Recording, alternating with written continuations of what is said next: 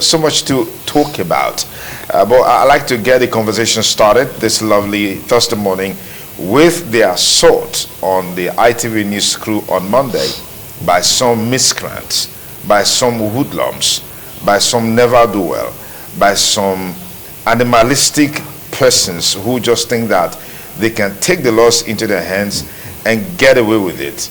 Not only was a bus driver assaulted, they even extended it to our news crew who were trying to find and decide what's happening, because there was a gridlock on that axis of Benin City as a result of that incident. This is highly, highly condemnable by every stroke of imagination. Yeah, you're quite correct, because if you take a look at the circumstance or situation that gave birth to that dastardly act, to me it doesn't make any sense.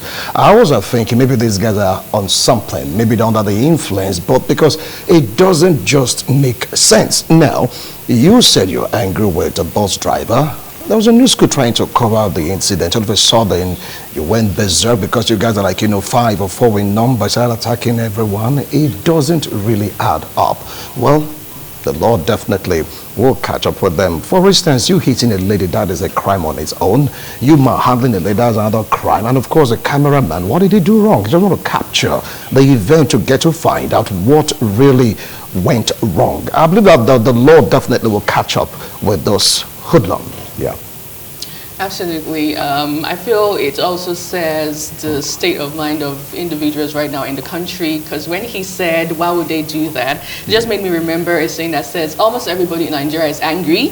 And I've come to observe that here in this part of the country is completely different. So I don't know, nobody actually, knew what led to them reacting that way. But just as he said, the laws should catch up with them. And also make me remember what happened a couple of weeks ago with and officials of Osun State's government, where he acted the way he did, and he had to come out to say that he is mad, and the police had to, say, no, you're not mad, and right now he has been arrested. So those guys really need to be brought to book, and, the laws should actually catch up with them at the end of the day.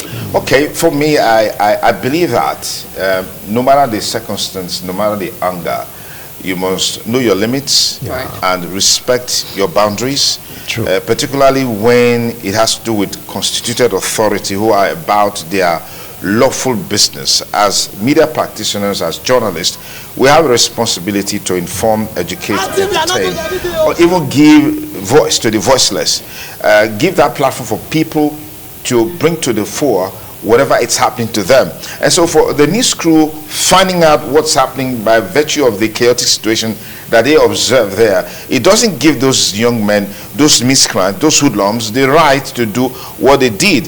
So we hope that the security agents will look into this matter dispassionately and as fast as possible track those guys down and bring them to justice. I mean, you need to see the reporter.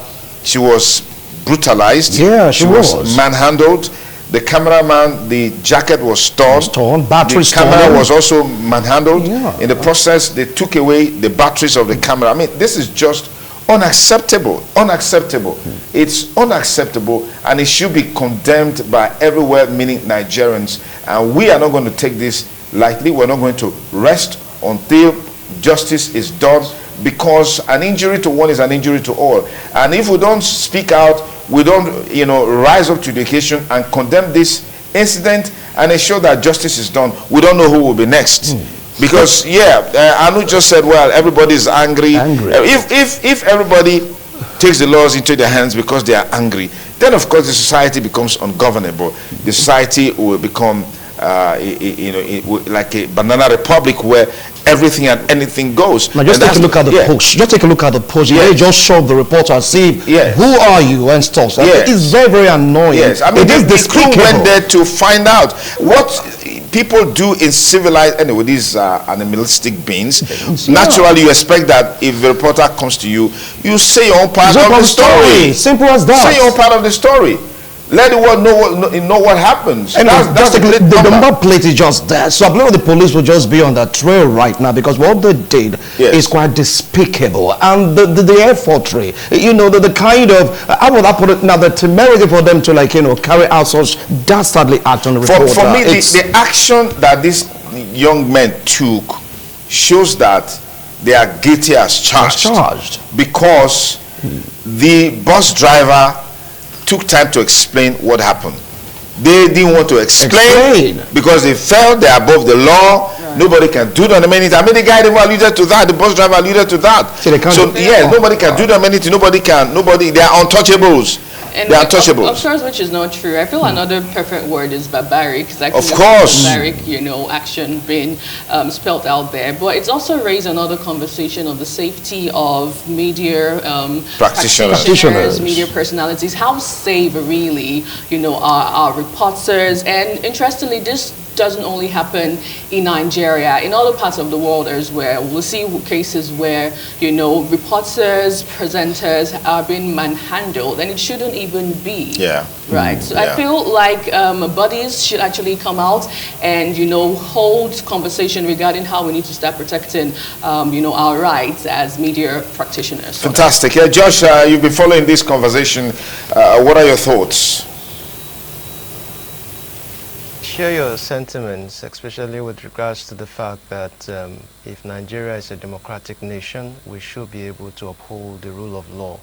We do not live in a banana island where some persons, for whatever reason, decides to take laws into their hands and start assaulting people or perhaps inflicting pain and injury on people. It's very unacceptable, and it's a shame that in a time like this, media practitioners are not safe to carry out their jobs. It means that for every assignment an individual takes on, you've got to have some level of protection, because obviously we live in a situation where the government tends not to look towards that direction, to be able to allow media practitioners do their job, to allow people express themselves. Why would an individual, whether or not you're not comfortable with the circumstances surrounding you, you decide to now want to inflict pain or transfer your aggression on persons who do not even have anything to contribute to your situation? For me, it's a regrettable situation, and we're calling on respective authorities to look into that, because it's really not dignifying at all. Okay, thank you very much, Josh.